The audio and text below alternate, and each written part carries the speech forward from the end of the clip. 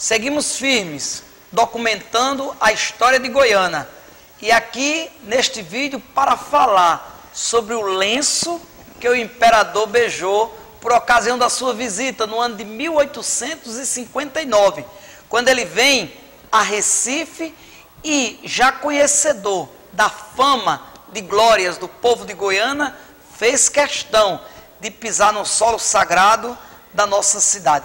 Mas antes de falarmos no lenço que o imperador beijou, convido a você que assiste a este vídeo a se inscrever no canal do YouTube, só sobre história de Goiânia. Acesse o YouTube, se inscreva no canal Águia de Goiânia, ative as notificações, o sininho, deixe seu comentário, sua live e vamos juntos propagar a história da nossa cidade que engrandece Pernambuco e glorifica o Brasil. Para falar sobre o lenço que o imperador beijou, nós estamos na sede do Instituto Arqueológico, Histórico, Geográfico Pernambucano, a Rua do Hospício, no centro, no coração do Recife, no magnífico prédio com uma coleção extraordinária de acervo histórico, sacro, entre uma infinidade de documentos que ajudam a contar as glórias, a história de muitas cidades pernambucanas e, por que não afirmarmos, ajuda a contar, a salvaguardar a história de Pernambuco. Nas dependências deste prédio, nós vamos encontrar quadros a óleo com as esfinges do grande herói goianense, o primeiro juiz de direito e desembargador de Goiânia, o doutor Joaquim Nunes Machado, que tombou pelos ideais da Revolução Praeira. Vamos encontrar quadros de barões, com retratos de barões de Goiânia, o estrado que serviu para conduzir o corpo do doutor Joaquim Nunes Machado, quando ele tomba na Praça da Soledade, o seu corpo é levado em um estrado para a igreja de Belém, lá na Encruzilhada, e depois é sepultado no cemitério de Santo Amaro. Isto já foi matéria em outros vídeos nossos.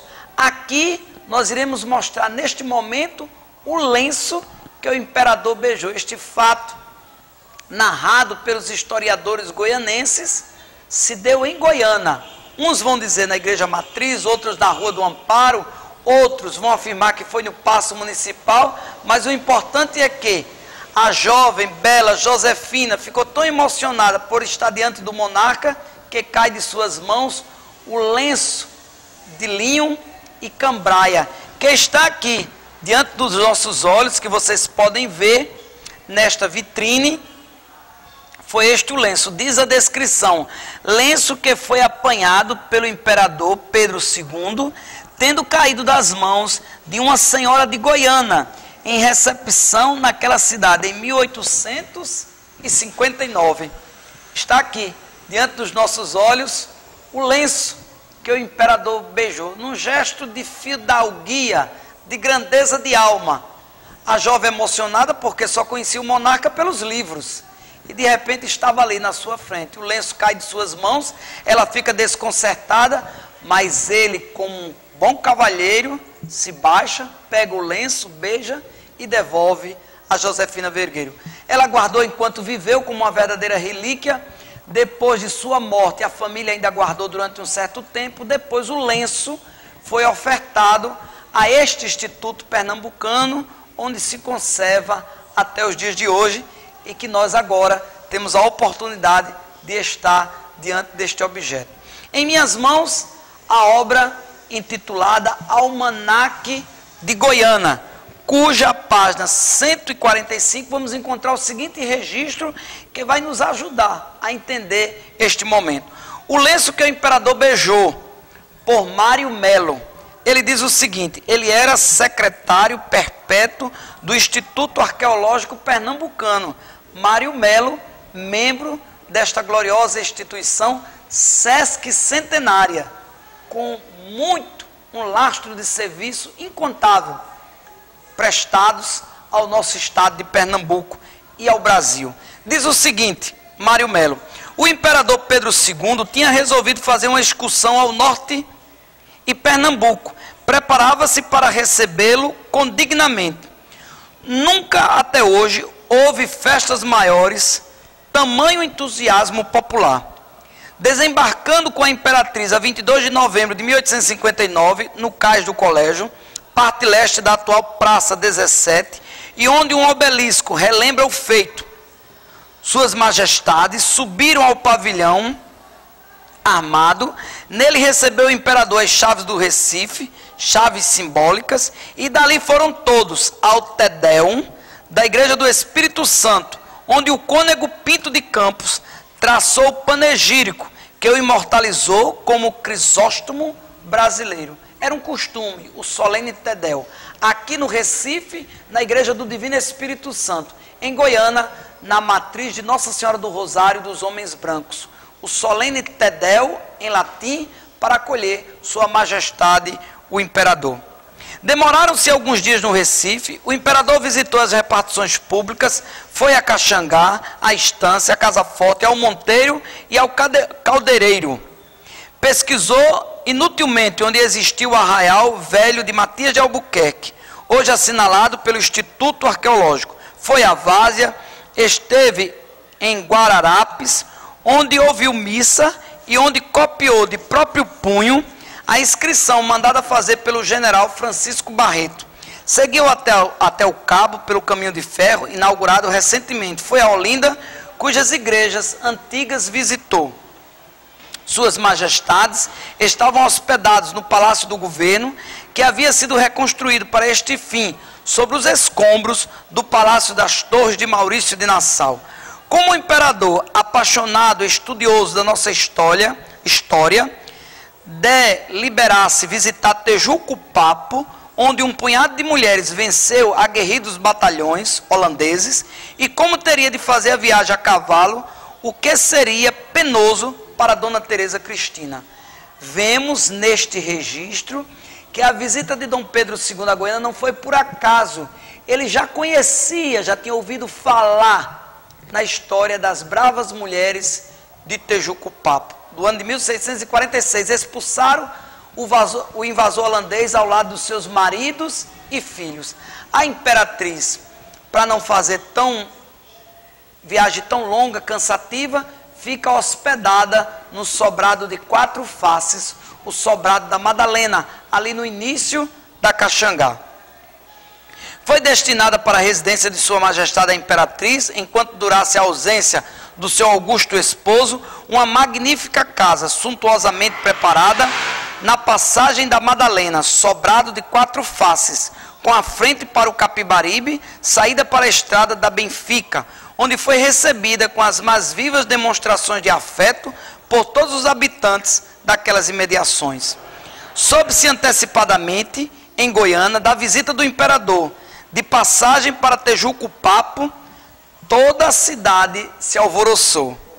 Foi sem demora organizada uma comissão para tratar dos festejos, e sem grande trabalho, esta arrecadou a avultada soma para as despesas. Foram grandes os preparativos e as doações para acolher Sua Majestade. O edifício da Câmara Municipal recebeu nova caiação.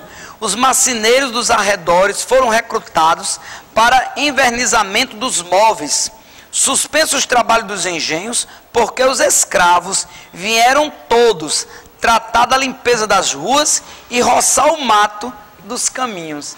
Vejamos, o Paço Municipal recebeu nova pintura, os presos levados para cárceres em outros lugares, no Recife, os escravos trazidos do engenho para capinar o mato, preparar as estradas, tudo para receber Sua Majestade o Imperador Dom Pedro II. Em frente à Câmara foi preparada uma casa para o alojamento de Sua Majestade e dos mais graduados da sua comitiva. Os possuidores dos ricos mobiliários julgaram grande honra oferecê-los para a composição da régia hospedaria. Era um sofá de jacarandá daqui, um grupo de cadeiras de couro dali, uma cadeira de espaldar de acolá, um cortinado de outro, um guarda-roupa de terceiro, um lavatório de além, a mais rica bachela de prata, os mais lindos jarrões, tudo o que havia de melhor na redondeza. Tudo o povo de Goiânia, as famílias abastadas, ofereceram para adornar o paço municipal onde ia hospedar Sua Majestade. A rua direita, onde funcionava a Câmara, e a Rua do Amparo foram destinadas para iluminação ao templo deslumbrante.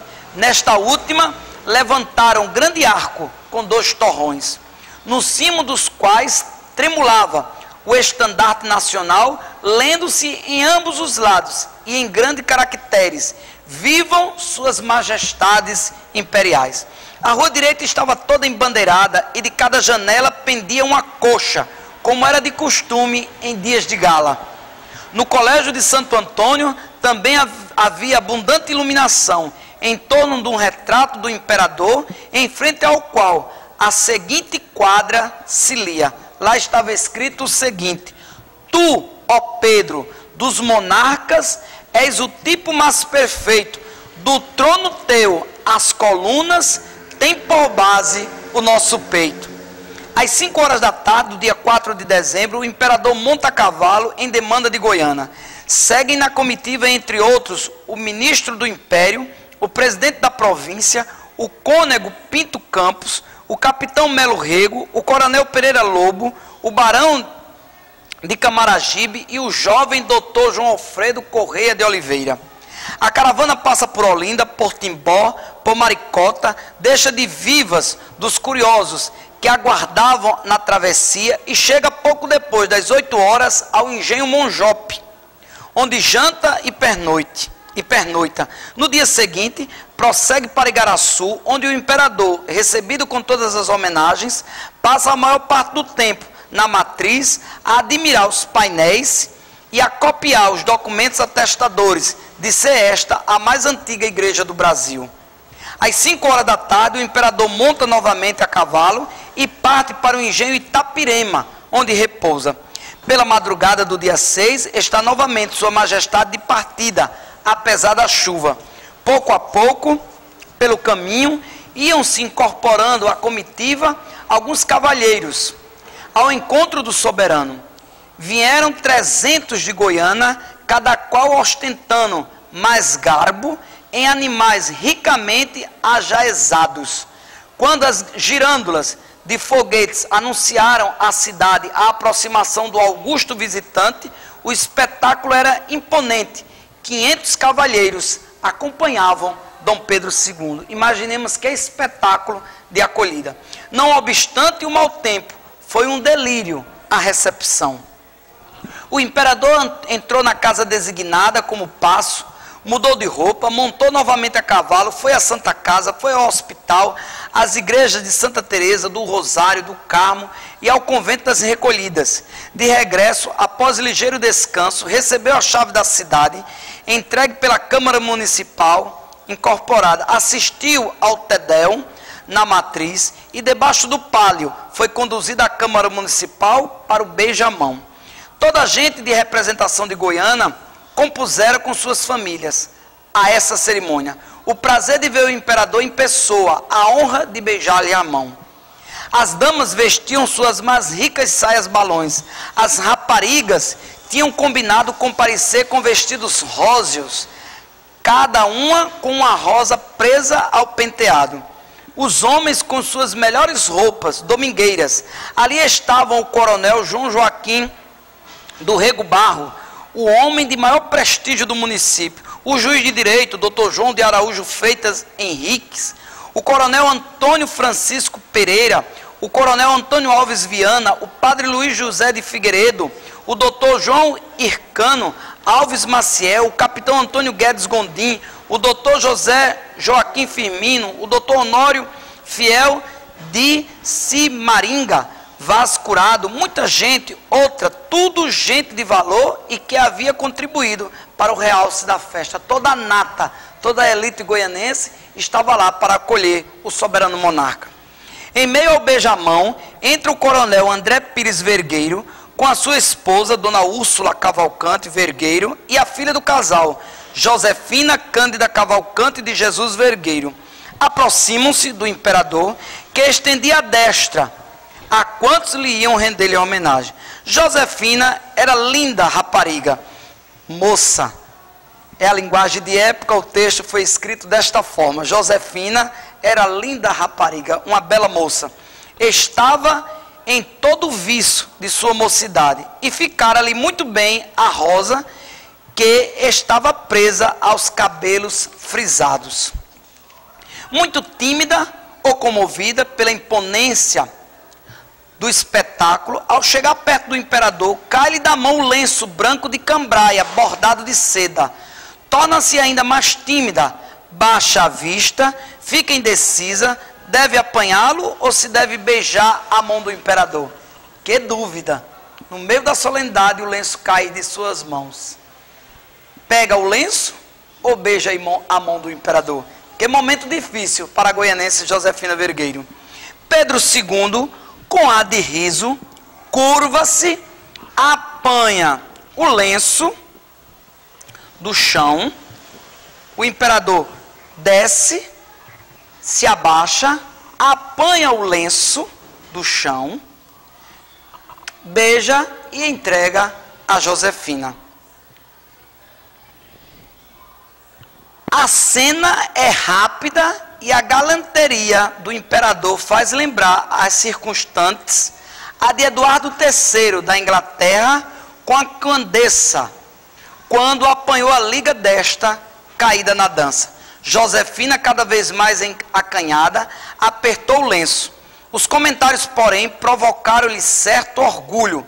Era a única das moças cujo lenço o imperador beijara. Não mais o usaria, ia guardá-lo como relíquia, e assim procedeu. O imperador ficou ainda o resto do dia em Goiânia e fez mais alguns passeios.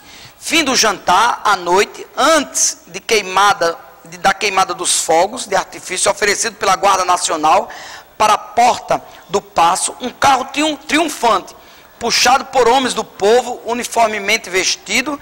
Nele vinham 7 meninas, todas de branco, com lenços verdes e amarelos, uma delas em ponto de destaque.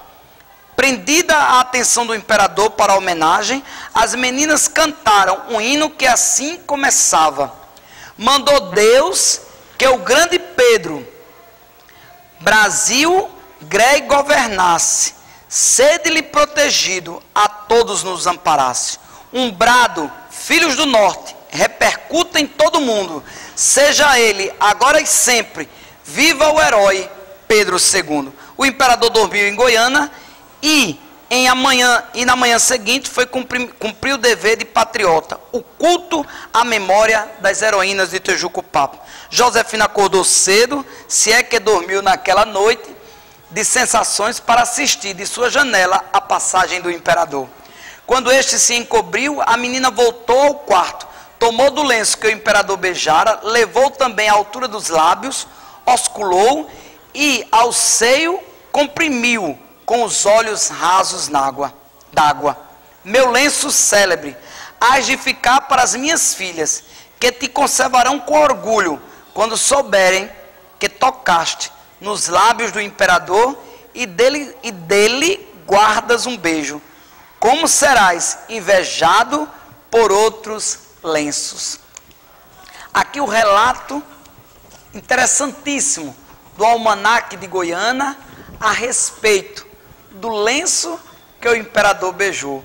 Quando Sua Majestade Dom Pedro II vai a Goiânia, atraído pelos ecos de valentia e coragem do nosso povo, não por conversa fiada, porque não tinha o que fazer. Não, ele já veio sabendo, fez questão de visitar Goiânia, pois os feitos gloriosos já tinham chegado a seus ouvidos. Visita igrejas, cemitério, escola, os lugares onde se abastecia a cidade, porque sabia das glórias do nosso povo. E é lá que se dá o episódio do lenço que o imperador beijou. Josefina emocionada, o lenço cai de suas mãos, Dom Pedro beija, entrega a ela, e aqui estamos nós, diante deste lenço, guardado pelo Instituto Pernambucano, a Rua do Hospício, este lenço, beijado por Dom Pedro II, nas terras gloriosas de Goiânia. Você que ainda não é inscrito, se inscreva no nosso canal do YouTube, Águia de Goiânia. Você que está se preparando para o concurso público, ou que quer se apaixonar ainda mais pela nossa cidade, se inscreva no canal, deixe seu comentário, compartilhe. Desde já agradecemos as quase 10 mil visualizações, as pessoas que estão se inscrevendo e compartilhando a nossa história. Nós queremos ainda mais glorificar e engrandecer Goiânia. Desde já agradecendo aos funcionários que nos receberam no Instituto Pernambucano, espaço este que guarda a memória de Pernambuco e guarda muitos objetos históricos que ajudam a contar a história de Goiânia, que orgulha Pernambuco, engrandece o Brasil e é a terra onde Dom Pedro II, em 1859, beijou o lenço da goianense Josefina Vergueiro. Salve Goiânia, salve a memória de Dom Pedro II, que visitou a nossa cidade e foi acolhido com ares de grandeza e que é o protetor, o guardião perpétuo do Brasil.